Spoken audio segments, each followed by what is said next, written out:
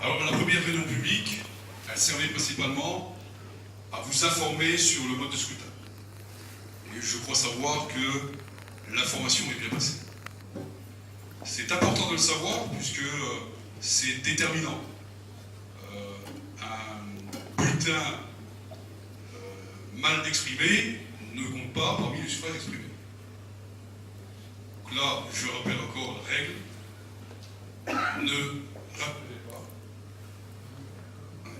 Ne raturez pas, ne rajoutez pas de nom, ne mettez pas de signe distinctif et le bulletin sera valide. Voilà. Alors, cette deuxième réunion, c'est une réunion d'information, mais aussi une réunion de propagande. À travers le déroulé que vous allez voir tout de suite, vous aurez l'occasion de voir notre programme. Un programme qui a été réalisé, élaboré par toute l'équipe, validé bien sûr par toute l'équipe.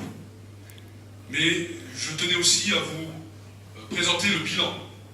Alors, en tant que maire, avec des moyens institutionnels, je n'aurais pas le droit de le faire. Je n'aurais pas le droit de le faire. Mais en tant que candidat, avec des moyens personnels ou des moyens collectifs, une équipe. Ouais.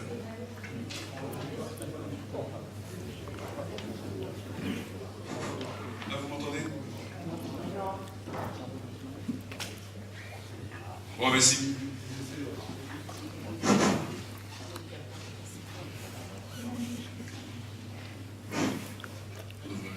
Essayer d'aller le plus loin possible. Mais comme je disais, en tant que candidat, avec des moyens personnels ou des moyens collectifs, mais qui tiennent directement et qui sont issus directement d'une liste, c'est possible. C'est pas réprimé par la loi. Voilà. Donc je tenais quand même à signaler une chose, c'est que la propagande. Bon.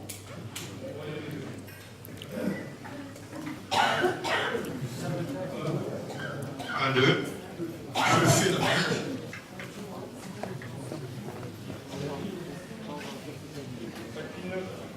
1, 2. Et là, c'est bon. Alors, je tenais quand même à signaler une chose, c'est que je n'ai pas utilisé les fonctions de maire pour faire de la propagande. Je n'ai pas utilisé les moyens institutionnels pour faire de la propagande. J'ai simplement utilisé les moyens mis à disposition d'un candidat pour faire de la propagande. Au cours de cette réunion, comme je vous l'avais dit, vous allez voir d'abord votre programme, ensuite le bilan. Je vous ferai une petite synthèse du bilan financier durant cette mandature. Mais j'ai souhaité quand même faire intervenir deux personnes de la liste. Il s'agit de Stéphane Rougeau, qui est sur notre liste et qui est enseignant, professeur des écoles, et qui est détaché à la direction des services vacances. Du service vacances.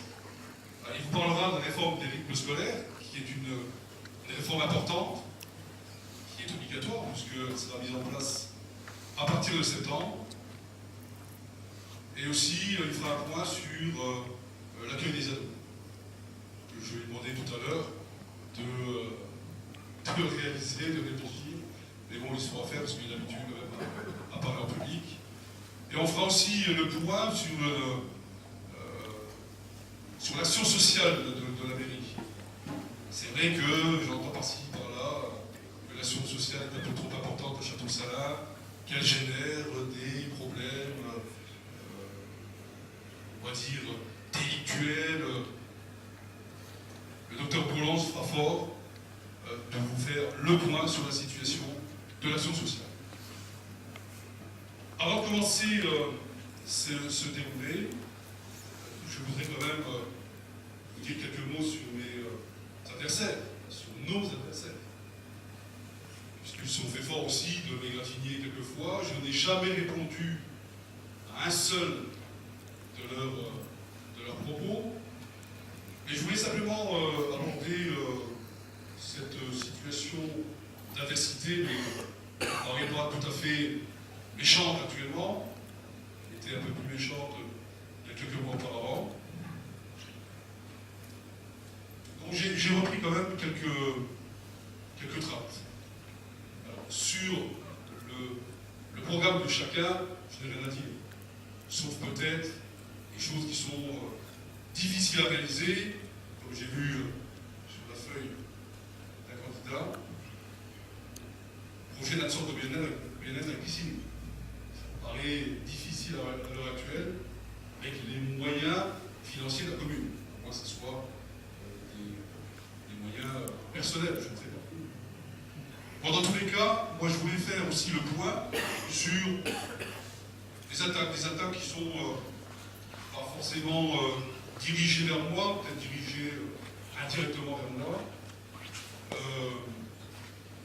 J'ai retenu une phrase d'un candidat qui parlait « Nous avons un combat dans le respect ». C'est ce que j'ai toujours fait jusqu'à présent. Je n'ai répondu à aucune calomnie. Je répondrai éventuellement à une diffamation. Mais dans tous les cas, j'ai essayé, je n'ai pas répondu à aucune de ces attaques. Et il marque, alors stop les intimidations. Là, je me suis stupéfait parce que qui intimide qui? Il faut me dire de quelle manière on va intimider, un candidat ou une niche, je ne sais pas. Je ne sais pas, c'est compliqué, c'est une attaque qui me paraît démesurée, puisque j'ai demandé à chacun des candidats sur la liste s'il y avait une personne qui avait intimidé une autre personne d'une autre liste. Je preuve du contraire, personne ne l'a fait. Voilà. On va pas non plus. Et sur un autre registre, ce même candidat parle de son association. Je n'ai rien dit sur l'association, puisqu'on lui donne une octroie de subvention comme à toute association de Château-Salins. Et il chiffre un peu financièrement ce que ça coûte à son association. Bien. Mais bon, je lui ai demandé. Budget 2013, 141 854 €, prêt en cours 12 000 €, etc. Fait d'investissement, c'est bien. C'est une association qui fonctionne bien. Et nous en sommes particulièrement contents. Comme d'ailleurs certaines associations de Château-Salins.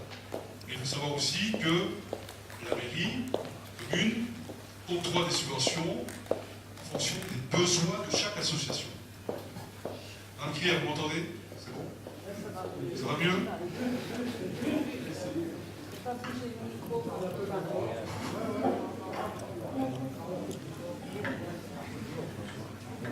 Et là, c'est bon? On va essayer, j'ai pris l'autre micro. Alors, je disais que la commune octroie effectivement des subventions à toutes les associations. C'est le rôle d'une commune rurale, c'est le rôle d'une commune urbaine, c'est le rôle du maire, c'est le rôle de la municipalité, en fonction des besoins. Nous avons même octroyé des subventions exceptionnelles lors de cette mandature. Et il dit non, le dojo ne vit pas au crochet de la commune. Peut-être, je ne sais pas, moi je ne lui ai pas demandé, il n'a pas à se justifier sur la situation du dojo par rapport à la commune. On ne lui a rien demandé. Mais je lui ferai part quand même que la commune a investi lourdement pour le dojo. Une extension du dojo qui a coûté près de 180 000 €, voire plus. Mais c'est tout à fait légitime. Les adhérents étaient à l'étroit dans cet espace, et nous avons fait droit à la demande. C'est tout. Il y avait aussi un loyer de 2 730 € pour une salle, et pour l'extension, nous ne lui avons rien demandé. Il paye 2 730 € pour les deux salles. L'association paye. Pour l'année. Attention, c'est pour l'année. Mais c'est 2 730 € annuels pour les deux salles. C'est pas cher du tout. Mais tant mieux. Et puis, c'est bien que cette association puisse rayonner au-delà de Château-Salins. Et c'est ce qu'elle fait. Donc voilà, je voulais quand même répondre. Il est inutile d'anticiper une réponse alors que personne ne lui a posé de question. Voilà je vais pas maintenant m'attarder, bien évidemment, sur les candidats, mais j'en ai un certain entendu sur mon compte. Vous l'avez, rappelez-vous, la compatibilité, j'ai fait la une des journaux, c'était pas forcément quelque chose de bien pour une campagne électorale. J'étais pas forcément à l'aise par rapport à cette situation, j'ai dû me démener pendant 2 mois pour faire droit à ma situation professionnelle.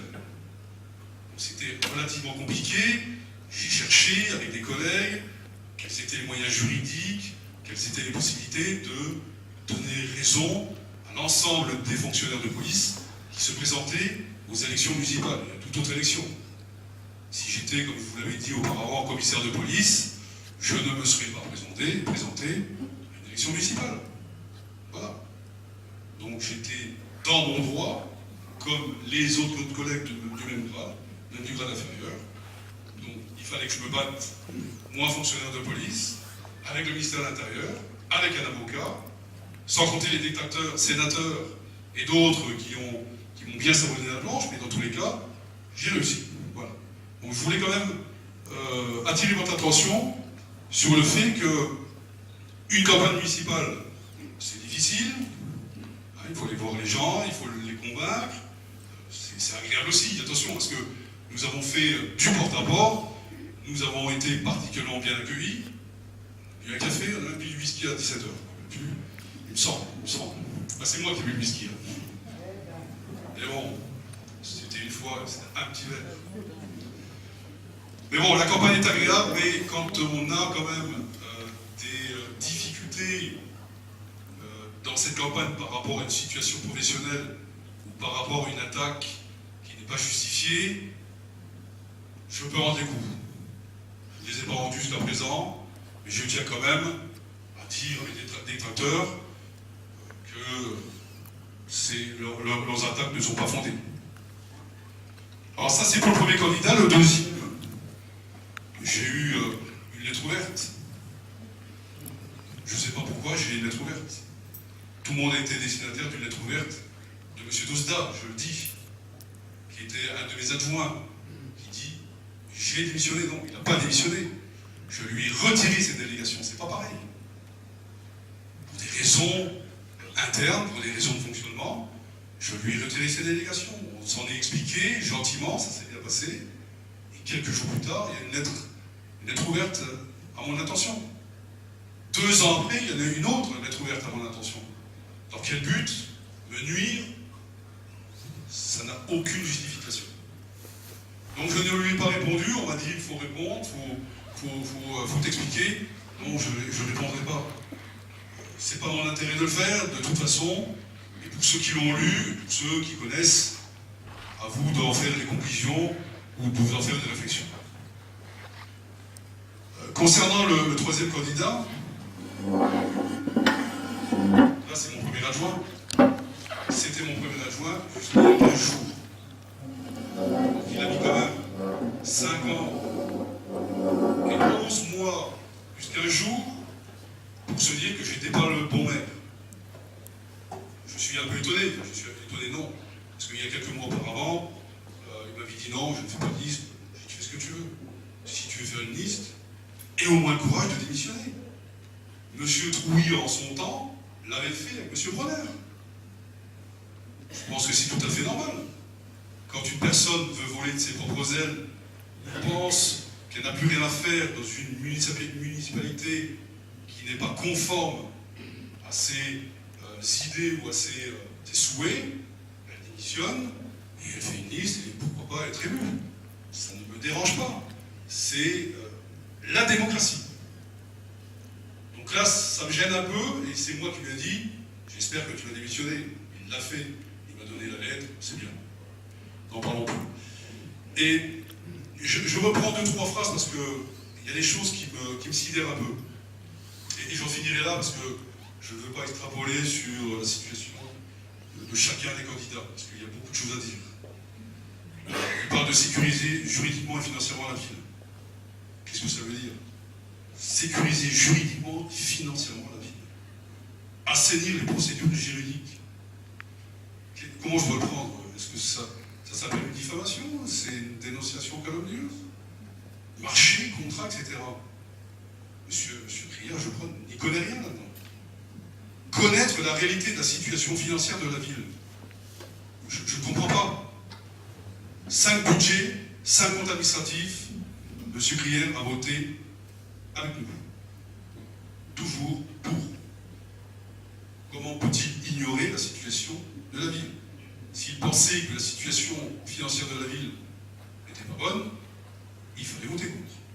Il ne l'a jamais fait. Voilà, donc je voulais faire un peu le point sur les intentions des candidats. Tous partent forcément d'une bonne intention, mais il faut faire attention aux attaques qui ne sont pas justifiées. Et il faut faire surtout aux propos qu'on tient lorsqu'on fait une campagne électorale. Voilà, j'ai fini avec ce petit coup de grippe, mais je crois que c'était opportun de faire. Comme ça, je pense qu'on arrivera, j'espère, le 23 avec une campagne électorale propre. Allez, on commence sur le déroulé. Alors, nous rassemblent. Des projets qui nous rassemblent, des projets humains, je disais mesurés et raisonnables. S'il vous plaît, Oui. avant que vous passiez dans vos projets, Oui. j'aurais souhaité vous poser une petite question. Vas-y.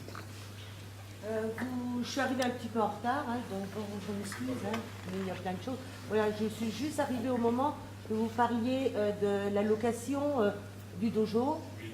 Voilà, 2700 € par an. Oui. Moi, je fais pas attention aux guerres de clochers. Non. Ni d'un ni de l'autre, je m'en fous. Mais j'ai entendu dire que c'est pas cher. Moi, je trouve, même si c'est par an et c'est une association, je trouve que c'est beaucoup trop cher. Pour ma part, hein. L'association, c'est pas fait pour ça. Une association. C'est pas pour donner de l'argent. Voilà ce que Oui, non, mais je ressens. vous avez votre idée, d'autres n'ont pas la même C'est une idée. association à but non lucratif. Hein. Oui. Donc, alors si vous donnez une subvention et s'ils vous le redonnent en loyer, franchement, c'est... Voilà. Moi, je Voilà. suis d'accord. Mon avis. Donc, Je suis d'accord avec donc c'est gratuit. Donc c'est Je gratuit. suis d'accord. Non, mais diminuer peut-être la subvention, mais se retirer le loyer. Non mais madame, Voilà. je ne remets pas en cause ce loyer. J'ai dit simplement Non, mais que c'est pas c'était cher. effectivement justifié pour une association. Non, c'est pas justifié parce que c'est... Si je vous le dis, Non. ça fait quand même quelques années dans les associations. Je sais comment fonctionnent les associations. Donc vous me permettrez d'éviter d'ouvrir un débat sur les associations et de refermer ce débat parce que j'ai simplement argumenté sur l'idée même de subventionner les associations parce que c'est l'objet d'une commune de s'en préoccuper. Mais ça, tout à fait d'accord avec vous. Oui. Mais alors c'est pour ça, le loyer, vous donnez d'un côté et vous reprenez de l'autre. Donc c'est pour moi, c'est... Voilà, c'est tout. On va pas ouvrir. Si. Madame, je regrette. Savez-vous que l'eau, l'électricité et tout ce qui en suit, c'est-à-dire l'électricité pour les UV, hein, ça rentre, ils ne payent rien du tout. Donc tout est gratuit, il faut le savoir. Il n'y a aucun frais de fonctionnement. Bah alors justement, pourquoi ce loyer? On ne demande pas la gratuité, on dit simplement que pour une association, c'est cher. Bon, on ne va pas ouvrir le débat sur une quelconque association. Madame, je vous ai laissé poser cette question, je vous ai répondu. La convention qui nous lie avec le dojo, c'est une convention d'accord. Donc le problème ne se pose pas. Nous ne finançons pas le dojo en tant que tel, nous finançons l'association. Je n'ai absolument rien contre le dojo, puisque c'est sous cette mandature qu'il a obtenu l'extension. Je ne remets pas en cause son fonctionnement, je ne remets pas en cause cette institution, je dis simplement qu'il était inutile de préciser sur un tract électoral ce qui se passait au dojo. Ça ne nous concerne pas. si il y a une personne qui doit s'expliquer devant les citoyens et éventuellement les électeurs, c'est moi. C'est tout. Mais me dites pas que ça finit par être un petit peu absurde. On donne et on reprend. C'est ça, c'est là. Oui, non mais madame, oui. Vous Bon. mettez moins, mais non, mettez moins, mais qui est pas ça. Si le président du dojo m'avait dit je suis pas d'accord, et encore j'étais pas là parce que je n'étais même pas à Château-Salin quand ça a commencé. Alors, imaginez-vous que le loyer n'a pas été augmenté depuis plus de 20 ans. Bah oui, bon, heureusement. Voilà, mais Pour une association. voilà. Donc tant mieux. Mais on n'est pas là. C'est bon. Oui, mais l'association, non, il aurait dû. On n'est pas là pour justifier le loyer. Mais pas de bagarre de clocher. Voilà. C'est pas ça que je veux. Hein. C'est pas ça ce que je veux dire, madame. Ce que je veux simplement vous dire, et je fermerai cette parenthèse. Parce qu'on va pas appuyer là-dessus. Moi, je suis pas là pour attaquer le dojo, absolument pas. La preuve, on fait tout justement pour que le dojo puisse vivre correctement et on est satisfait des résultats de l'association, bien sûr, qui le sait très bien. J'ai aussi été membre du dojo, il n'y a pas de souci là-dessus. C'est pas un problème. Ce que je veux simplement vous dire, madame, c'est que dans un tract électoral, c'était pas utile, c'est tout. J'ai même pas vu alors ce tract. Ben voilà, mais moi je l'ai Mais vu. le vote non plus, hein, j'ai pas vu. J'ai pas eu. Voilà. Bon, allez, on ferme cette parenthèse. Ça me paraît pas justifié, mais c'était bien de le dire, puisque le tract.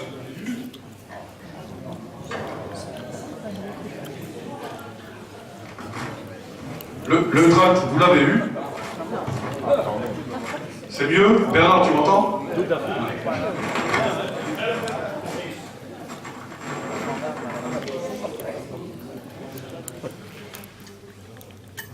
Merci madame pour votre question, et voilà ma réponse. Voilà. Donc voilà, on va quand même continuer. C'était juste une parenthèse que je voulais faire. Dans tous les cas, n'y voyez aucune velléité de ma part, simplement un petit trait d'humour, parce que je pense que j'ai au moins du retard sur les attaques que j'ai pu avoir. Largement. Donc là, j'ai rattrapé légèrement mon retard aujourd'hui. Veuillez m'en excuser. Voilà, des projets humains mesurés et raisonnables. Je dis mesurés et raisonnables, parce que c'est la réalité. Je tiens à préciser quand même qu'il est inutile d'envisager d'énormes travaux sous la mandature qui va suivre. Ça n'est pas la peine, puisque les dotations, ça me nuise, les subventions, ça me nuise, et je crois que la crise étant, il faut faire aussi des économies sur l'avenir, qui permettront de conforter les actions déjà entreprises. On vous remet la photo de la liste, vous nous connaissez tous, on est 19. 5 axes pour un développement pérenne et durable. Une ville en transition, une ville agréable, une ville associative, madame, vous voyez, une ville portée par son histoire, une ville à l'écoute de ses citoyens. Alors, une ville en transition.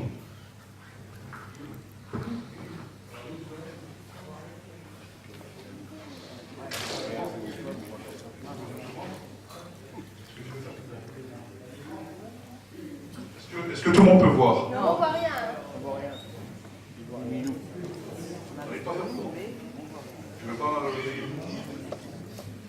Bon. Alors, je vais vous lire ce qui est marqué. Créer une réserve foncière pour préserver l'avenir. Effectivement, à Château-Salin, nous n'avons aucune réserve foncière. Donc ça veut dire que si nous souhaitons acquérir du terrain pour des constructions, nous devons passer soit par la solution à l'amiable, et bien sûr échanger avec les différents propriétaires, soit passer par le régime de l'expropriation, qui est un régime relativement lourd et complexe, et un régime coercitif en plus. Donc le lotissement des églantiers, ça, bon, c'est du terrain privé. Effectivement, il y a eu un projet qui n'a pas abouti. Est-ce que dans l'avenir, ce projet aboutira? On le verra dans quelques années. La réserve foncière est là aussi ailleurs. Tu l'as remarqué? Il est dedans. Au Mont-Chantonne, il y a aussi la réserve foncière. Au Mont-Chantonne, on peut éventuellement étendre l'habitat. Puisque, il n'y a pas très longtemps, j'ai réalisé devant le conseil municipal une modification du plan local d'urbanisme qui permet éventuellement d'avoir une zone qui puisse satisfaire à l'habitat.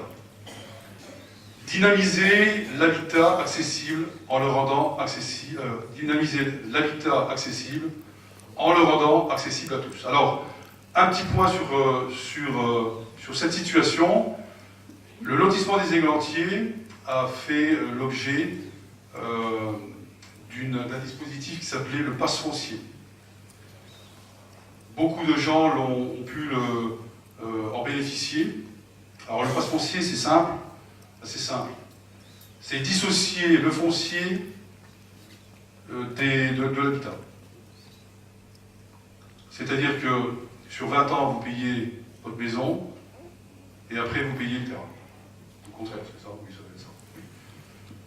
La maison d'abord et le terrain ensuite. Avec la construction.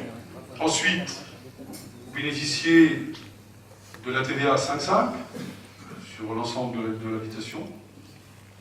Et en plus, vous avez une subvention de la commune. Nous avons établi à peu près une dizaine de passes fonciers pour un montant, en fonction du foyer, entre 3 000 et 4 000 euros. Et c'est ce dispositif qui a permis à la mairie de signer 10 permis de construire en l'espace d'un an.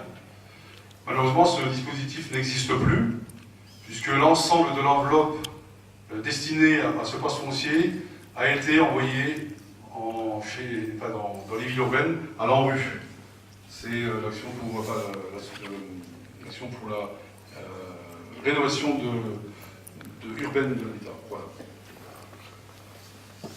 Alors, dynamiser l'habitat accessible, ça reste une priorité de la commune. L'INSEE a prévu, dans 20 ans, une population de 3500 habitants.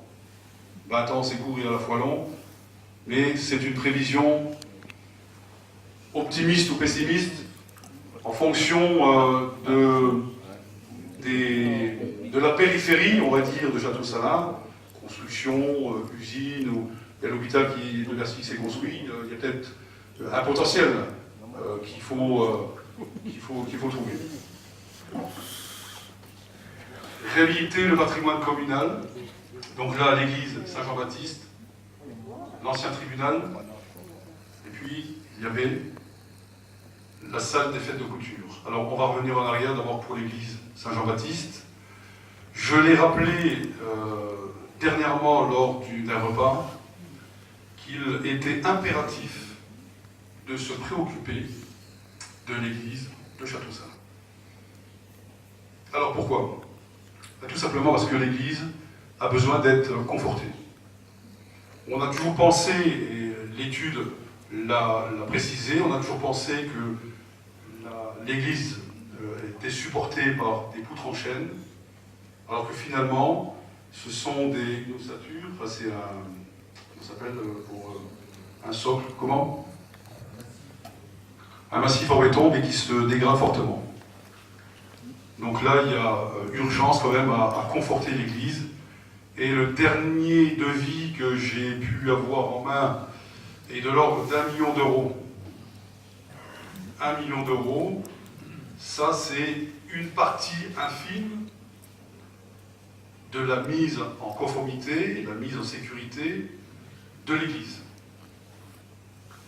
Et encore, probablement, d'autres aspects de l'église qui n'ont pas été explorés pour savoir si il était judicieux, effectivement, de consolider cette église. Alors, autre point important, asseyez-vous si vous voulez, hein, il y a encore de la place.